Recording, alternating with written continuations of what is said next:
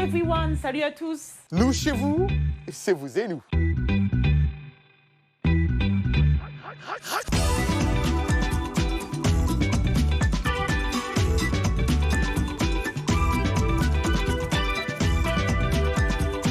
Ravi de vous retrouver pour ce nouveau numéro de Vous et Nous. Comme vous le constatez, nous sommes encore en dehors des studios de la VOA pour répondre à la distanciation sociale. Dans ce numéro, nous suivrons une maraude en région parisienne qui distribue des vivres et des habits aux personnes les plus nécessiteuses. Madjabou Gospel est un collectif d'artistes dont la seule motivation est de partager le véritable message porté par une définition simple du mot merveilleux. Ils seront en concert ici à Washington DC ce week-end. L'artiste Deborah Lukalou nous en parle à la fin de cette édition de Vous et Nous. L'industrie technologique emploie depuis longtemps principalement des hommes dans des rôles techniques, mais un groupe de femmes près de Seattle entend bien changer la donne. Et dans la question hashtag Vous et Nous, la question hebdomadaire de cette semaine, nous parlerons de différentes façons d'aider les personnes nécessiteuses. Et puis, vous ne voulez pas rater notre segment que vous adorez tous, de Michel Joseph, c'est Anglais Express. Mais d'abord, revenons, parce qu'on en a parlé tout ce mois, revenons encore une fois sur le Black History Month.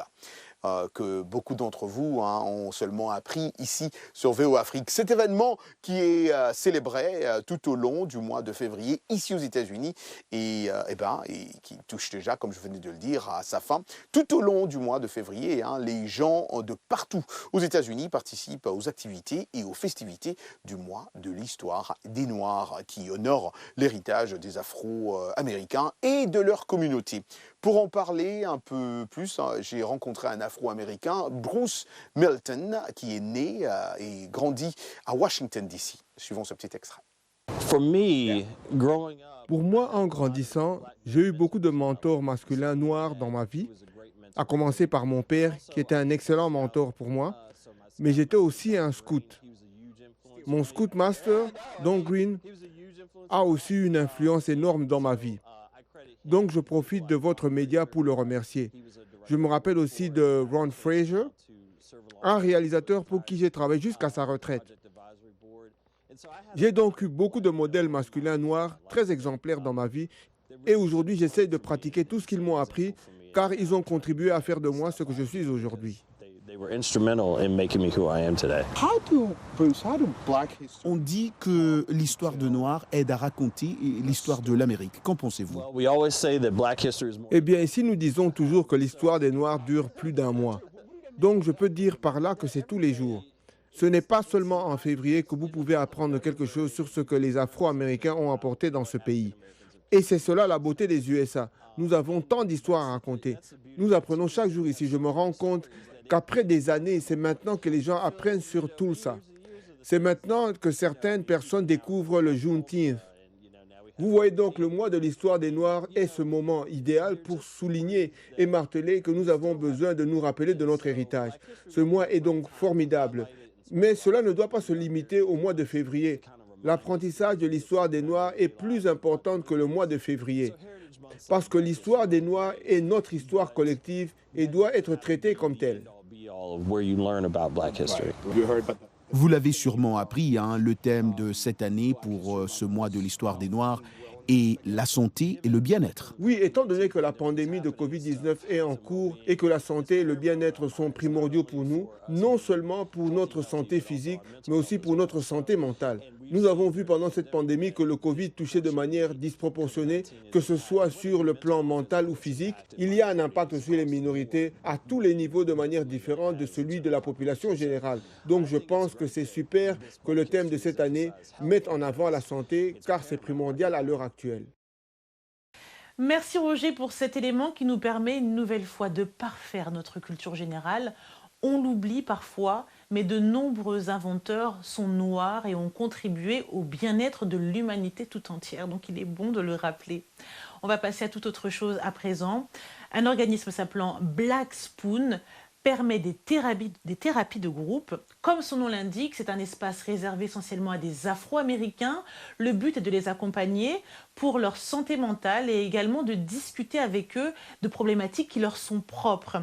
Deux journalistes, Lisa Vora et Randall Taylor de la VOA, ont assisté à une session de thérapie.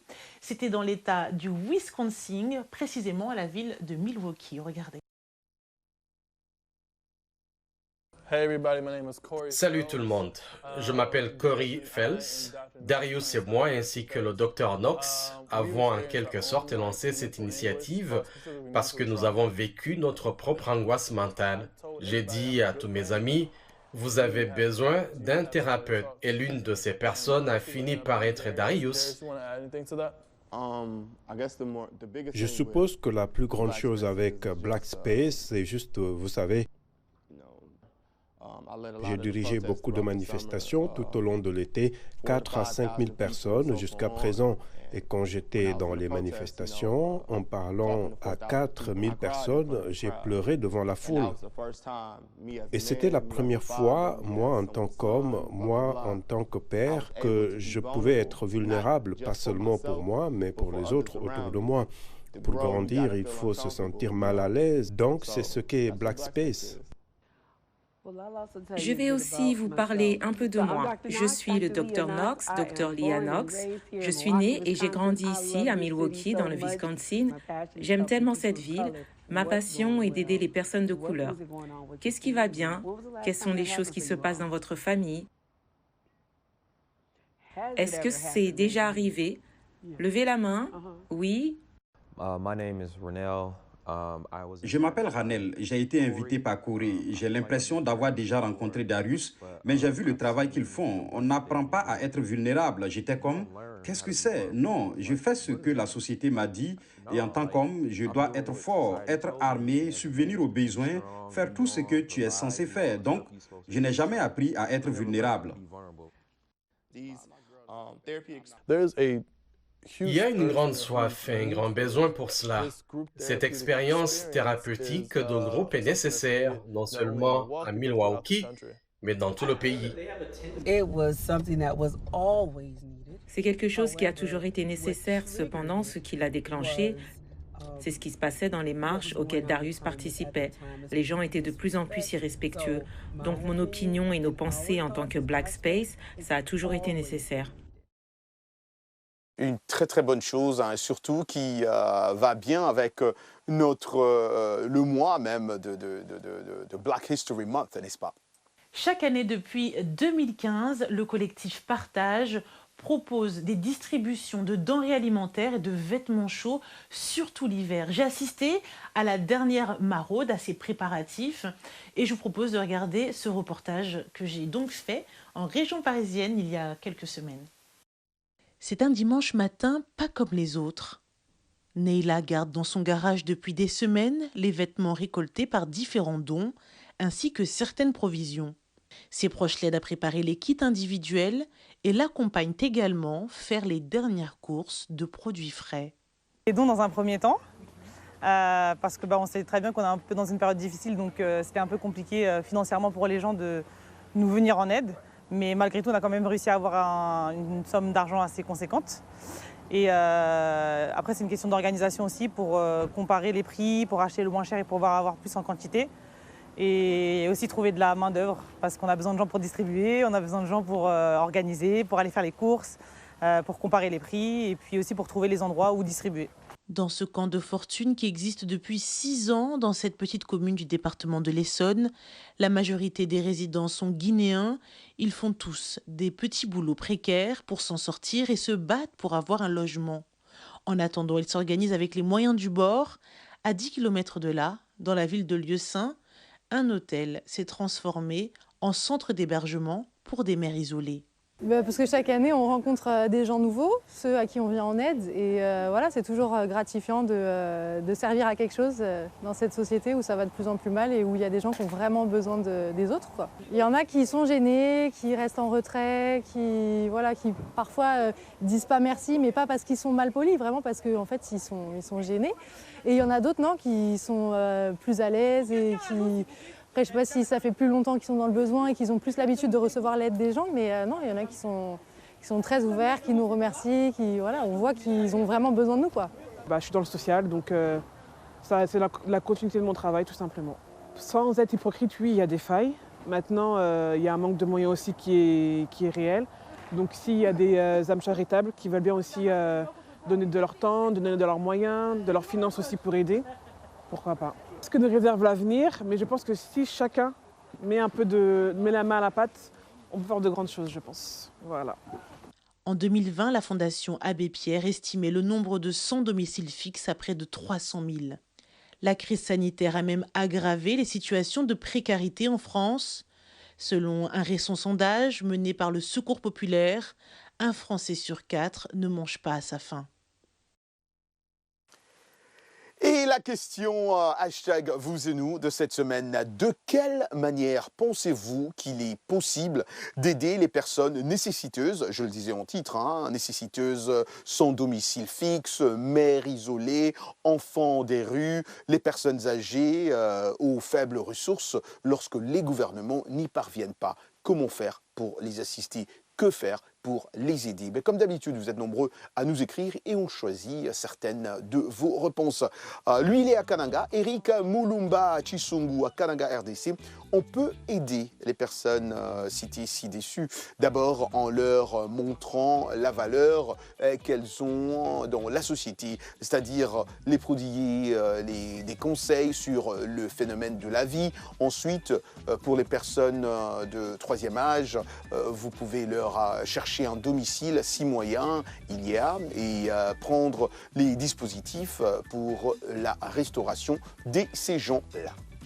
Omer Milwambe à Lubumbashi, en RDC, il faut leur parler, leur faire comprendre qu'ils ont besoin d'être aidés. Pourquoi ne pas avoir un bâtiment où ils logeraient, où le suivi des mamans interviendrait? C'est une bonne chose vraiment de penser à ces enfants. Isaac Ngandou à Likasi, la meilleure façon d'aider nos compatriotes, il faut d'abord un bon conseil et les rassurer moralement et physiquement. Ensuite, les présenter un bon plan pour leur intérêt propre. Yves Bakouya à Mbujimaï en RDC, il faut les approcher avec une bonne dose d'empathie pour savoir comment comptent-elles sortir de cette situation. Ce n'est pas toujours quelques billets de banque qui arrivent à résoudre la situation de la personne en détresse sociale. Merci beaucoup pour vos nombreux commentaires. On espère que vous êtes confortablement installés. On revient dans quelques instants après une courte page de pub. À tout de suite.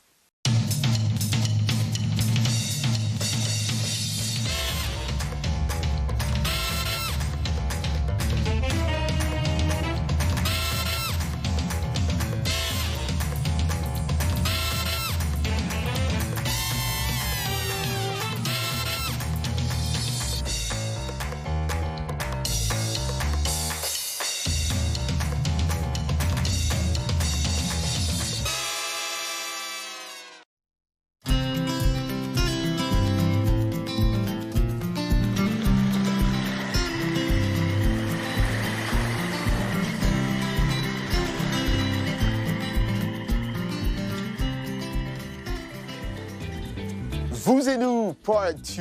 Et voilà, vous avez compris, vous savez qu'il est temps d'apprendre l'anglais. It's time to learn English, and English is very important, as I always say, right? Michelle Joseph, elle est déjà prête. C'est dans Anglais Express, c'est maintenant. Bienvenue à l'Anglais Express. Comment distinguer ces deux expressions qui semblent avoir le même sens et s'employer de la même façon? Essayons de comprendre ces nuances. For et since. Par exemple, la phrase « We are going to New York for the weekend ». Nous allons à New York pour le week-end. Donc, quand on se sert de l'expression « for », ça se réfère à une période de temps, mais ce n'est pas spécifique. « I have studied English for many years ». J'étudie l'anglais depuis très longtemps. Ce sont des durées non spécifiques. Ce qui est pratique avec l'expression « for », c'est qu'on peut parler du passé, au présent et au futur, sans changer l'expression. Par exemple, « Last year, I traveled for 3 weeks ». c'est au passé. L'année dernière, j'ai voyagé pendant 3 semaines. I'm traveling for 3 weeks. C'est au présent. Je voyage pendant 3 semaines. Next year, I'm traveling for 3 weeks. Au futur. L'année prochaine, je voyagerai pendant 3 semaines. Et voilà pour l'Anglais Express. Merci Michel. Vous pouvez retrouver toutes les leçons d'anglais sur notre site que vous connaissez déjà, mais je vais quand même vous le rappeler, c'est www.voa Afrique rubrique Vous et nous. Place à présent notre rubrique Actualité. Kanye West a encore fait parler de lui avec sa dernière sortie. En effet, le rappeur américain a prévenu ce vendredi 18 février 2022 que son nouvel album intitulé Donda 2 ne serait pas disponible sur les grandes plateformes de streaming, mais exclusivement sur son propre appareil connecté. Une réponse de l'artiste à l'oppression, selon lui, de l'industrie musicale. Il a même dit exactement ceci: les artistes aujourd'hui ne récoltent que 12% de l'argent que se fait l'industrie musicale. Ainsi donc, depuis le 22 février, pour se procurer son opus, il faut débourser pas moins de la somme de $200.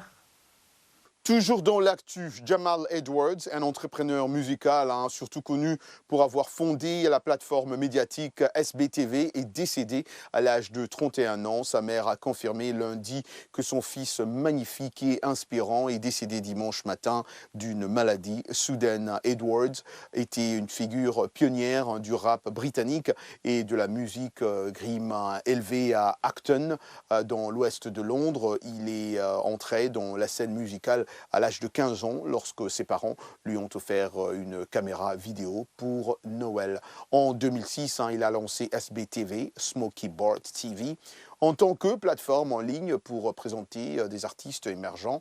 Il a donné une exposition précoce et a aidé à lancer la carrière d'artistes comme Dave, Jessie J, Ed Sheeran, qu'on connaît tous, qu'on adore, et Skepta.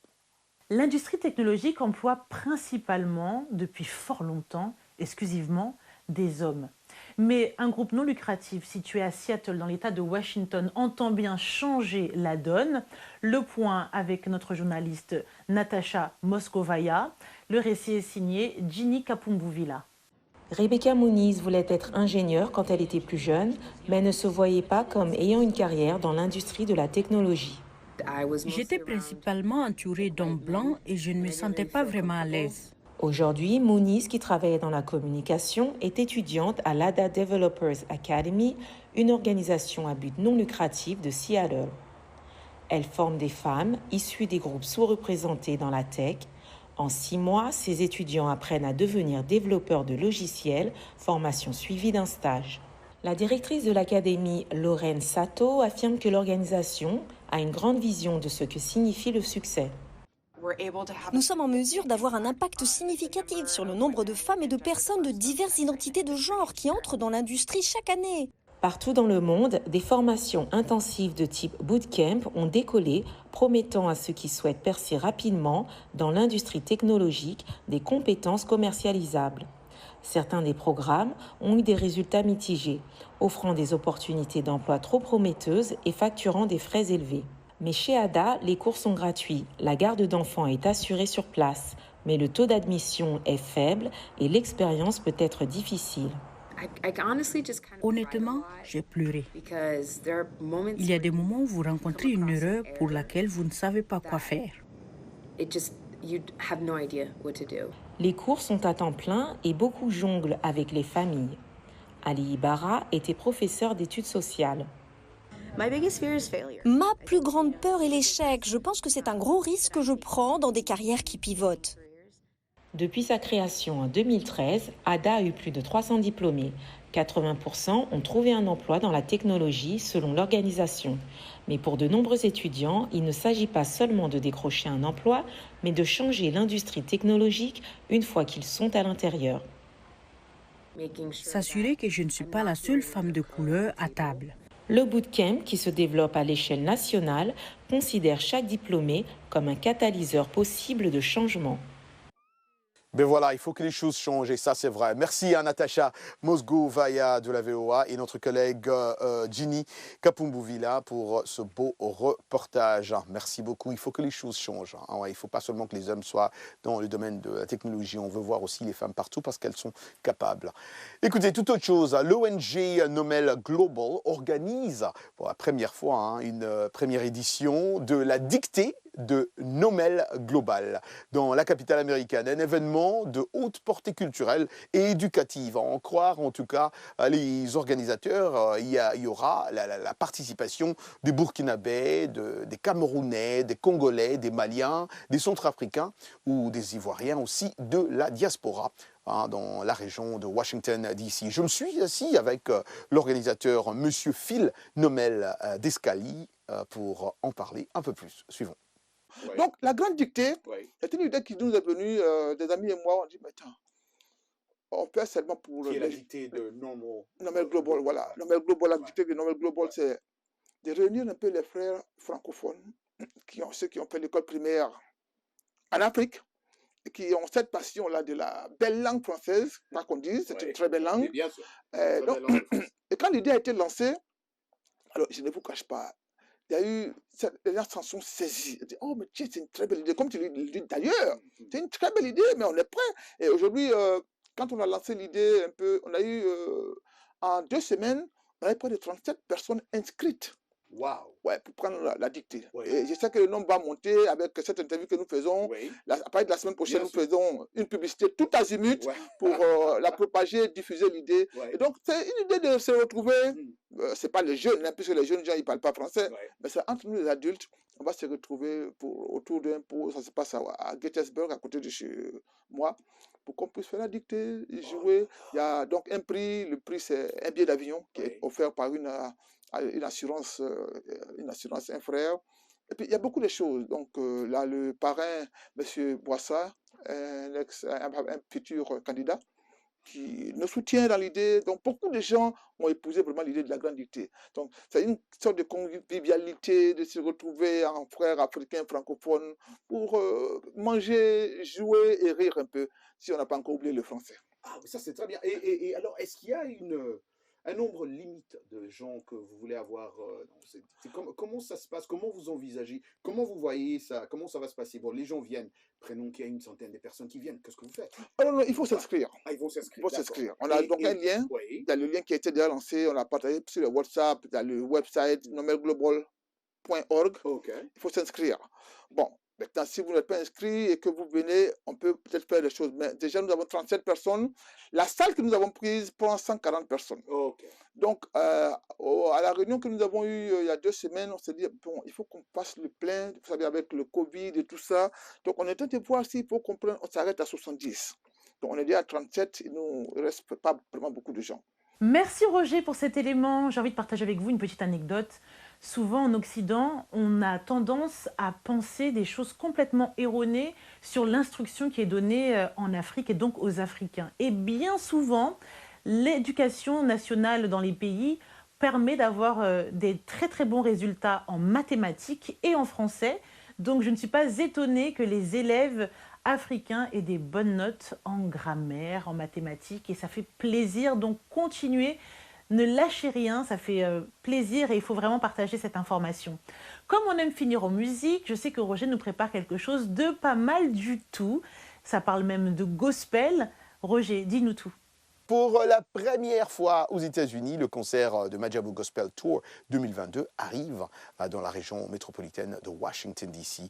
Et ils vont nous présenter des chanteurs de gospel internationaux comme Mike Kalambayi, Rosny Kaiba, Sandra Mboui et Deborah Lukalu. Majabu Talent est un concours de chant organisé par Majabu Gospel. L'objectif de ce concours est de trouver le nouveau talent gospel de la République démocratique du Congo. Deborah Lukalu était mon invité dans RM Show. Suivons un petit bout.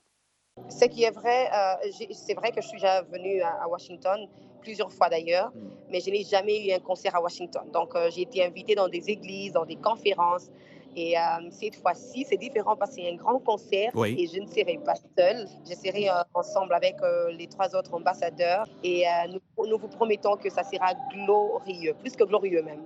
Ils vont aussi faire le Madjabou Talent ici à Washington ou pas? En tout cas, Madjabou Gospel a toujours eu des surprises, donc restez branchés.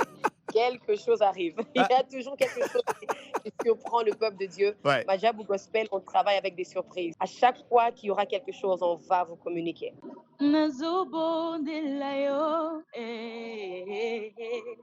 Yahweh, oh, papa yonde yulobaki. Bilakana yo koko kisango nazobondela yo Yahweh Yahweh rangai avuntu banavula oyo nzambe rangai omoko lobaki bilakana yo koko kisango nazobondela yo Je ne vais pas aller très loin parce que vous devez vraiment participer au concert. Alors, venez, on va chanter ensemble. Sandra, oui, on sait que vous êtes très occupée là-bas. Vous êtes en répétition. Est-ce que vous pouvez nous faire un petit... pleine répétition. En pleine répétition en plus. Vous pouvez nous faire un petit a cappella avant qu'on puisse vous laisser partir? Na pesinzela na motemelo bae. Oyo nyonse bombeli otilelo yo.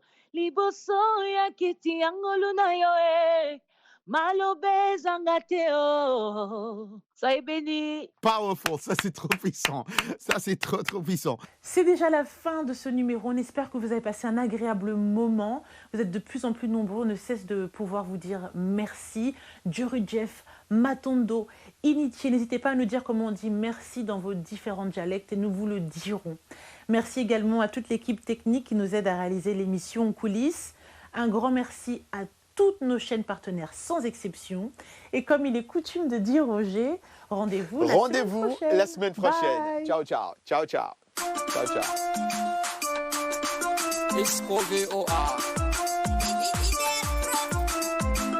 Écoutez la V1, V1 Africa. Suivez la V1, V1 Africa. Entendez le V1, V1 Africa. Je lance le V1, V1 Africa.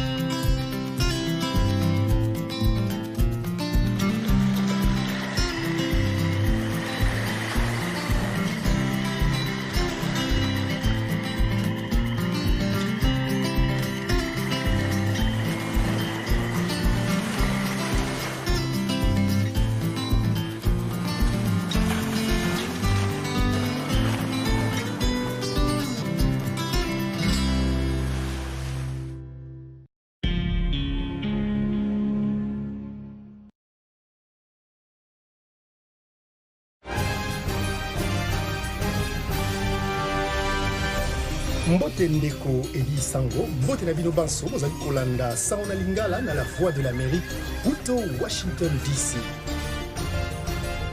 Sango ya Mokili Lelo, c'est votre nouveau rendez-vous d'actualité en Lingala de la voix de l'Amérique. Tous les jours, de lundi à vendredi, nous vous proposons 2 éditions d'actualité. La première de 17h à 17h30 temps universel et la deuxième de 19h30 à 20h temps universel. Politique, société, culture, économie, sport. La rédaction Lingala de la Voix de l'Amérique vous donne rendez-vous pour décrypter l'actualité congolaise, africaine et du monde. Sango ya Mokili Lelo, c'est tous les jours, de lundi à vendredi, sur nos ondes et celles de nos stations partenaires, dans l'une des plus belles langues d'Afrique, le Lingala.